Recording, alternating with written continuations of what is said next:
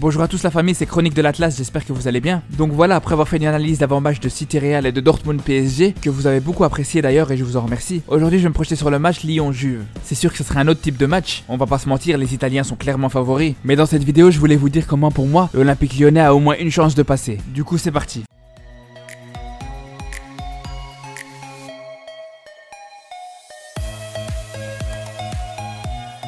Bon, pour commencer, on va pas se mentir, je vois très mal l'OL éliminer la Juventus, on est d'accord. La différence de niveau, elle est incomparable, mais il faut quand même être conscient que les Bianconeri sont pas infaillibles, et ils ont quelques petites faiblesses qui peuvent permettre à Lyon de les accrocher, au moins pour le match aller à domicile. Mais avant de s'intéresser aux points faibles des Italiens, il faut quand même souligner certaines forces auxquelles les hommes de Rudy Garcia devront faire très attention. Et pour moi, le premier joueur dont il faudra se méfier, c'est Pjanic, même s'il a eu une petite blessure la semaine passée contre Brescia, aux dernières nouvelles, il devrait quand même être présent mercredi. Et là où ce joueur est dangereux, c'est que c'est vraiment la pièce maîtresse de son équipe. Il a un poste de fausse sentinelle devant sa défense, et son premier rôle c'est vraiment l'organisation du jeu à la relance. Quasiment tous les ballons qui viennent de derrière passent par lui, et c'est vraiment le joueur qui assure la transition entre la défense et l'attaque. Du coup si l'OL arrive à le neutraliser lui, ça peut empêcher une grande partie des offensives italiennes. Mais bon après c'est facile à dire, mais pour réussir à neutraliser Pjanic il faut se lever tôt, parce que c'est un joueur qui a une grande intelligence de jeu, et même si défensivement c'est pas le numéro 6 le plus solide, il faut admettre que balle au pied il est quasiment irréprochable. Après c'est là où Rudy Garcia pourra peut-être servir à quelque chose, vu que justement il connaît très bien Pjanic, et qu'il l'a entraîné que ce soit au LOSC ou à la Roma. Donc si c'est possible d'arrêter ce joueur, je pense qu'au final le coach de l'OL est le mieux placé. Après à la relance, là où les Bianconeri sont très dangereux aussi, c'est que même si souvent ils font preuve de patience avec Pjanic qui redouble les passes dans l'entrejeu, parfois ils peuvent être beaucoup plus directs, avec De Ligt qui a une grande capacité à faire des longues passes à ras de sol pour casser des lignes, qui permettent de trouver directement des joueurs offensifs.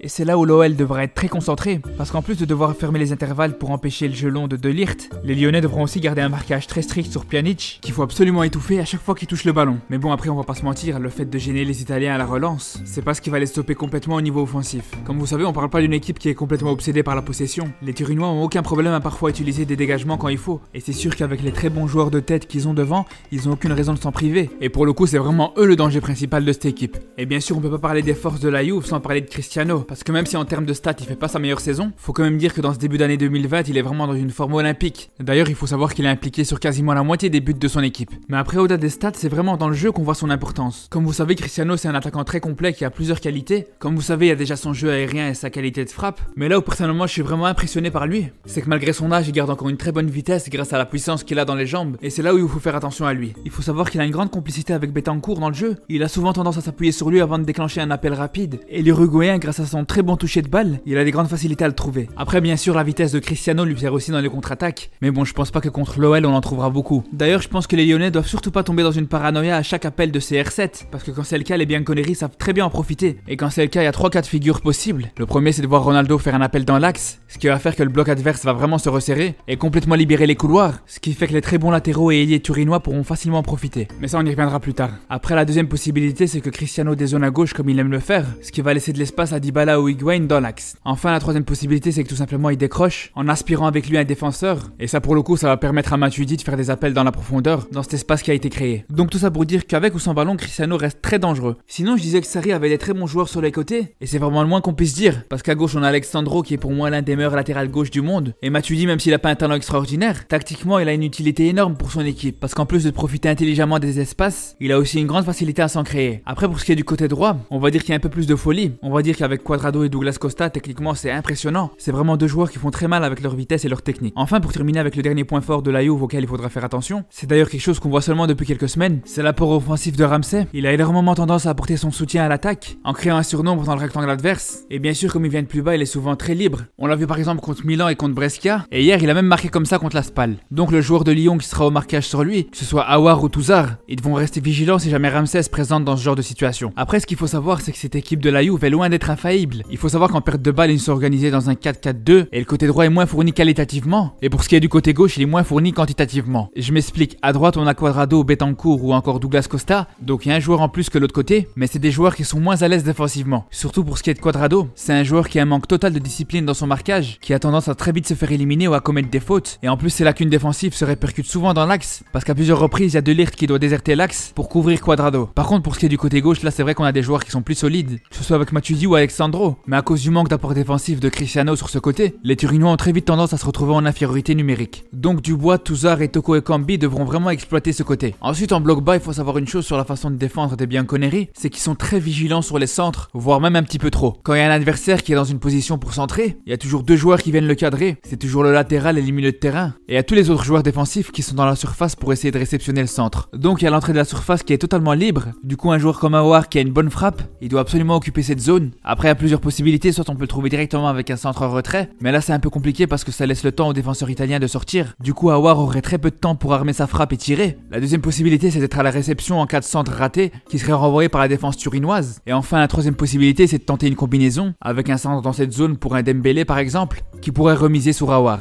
Pourquoi dans cette zone? Parce que c'est une zone facilement atteignable avec un centre, pour 3 raisons. La première, c'est parce que c'est là où le gardien va jamais. La deuxième, c'est parce qu'il y a beaucoup moins de défenseurs à cet endroit. Et la troisième, c'est parce que les défenseurs ont tendance à courir vers leur but. Enfin voilà, je vais m'arrêter ici pour pas que ça fasse trop long. Merci d'avoir regardé jusqu'au bout. Je sais qu'il y en a qui aiment pas quand ça parle trop tactique, mais bon, on va dire que c'est ce qui fait le charme des analyses d'avant-match. Sur ce, on se retrouve jeudi matin pour le débrief de cette rencontre. Et vous connaissez, si vous voulez pas la rater, abonnez-vous. Mais en attendant, surtout, prenez soin de vous.